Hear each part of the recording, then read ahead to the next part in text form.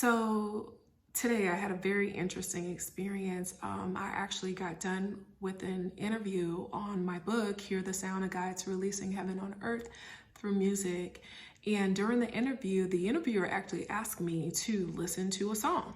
So I was like, okay, in the middle of the interview, all right. So they sent me the song and I'm listening to the song because they were just saying, oh, the song blessed them. They wanted to know what I thought about it. So I start listening to the song and I'm like, okay. So they asked me what I thought and I told them, I said, I know the words are Bible-based. But I said, I hear a different sound. You know, I hear a different sound that's not what this person is actually singing.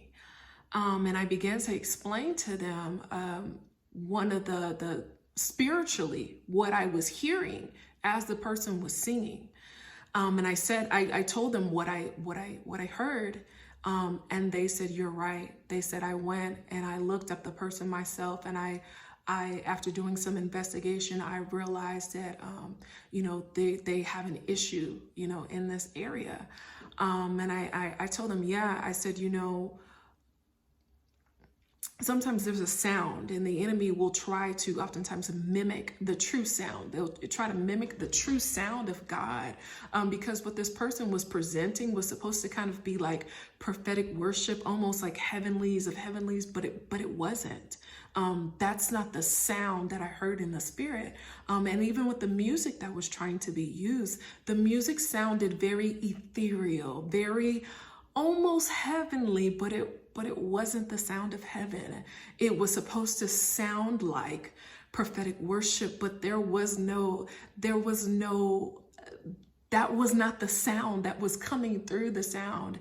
And so, you know, she was just really amazed about what I was sharing with her. And I think it's so important, and it's kind of sad to say, but unfortunately, just because someone labels something as Christian music or gospel music doesn't mean that it is carrying God's sound or the sound of God. In fact, in the book, I talk about that depending on the place that we are operating from, we can be releasing sounds from other places. We can be releasing sounds that are not from heaven.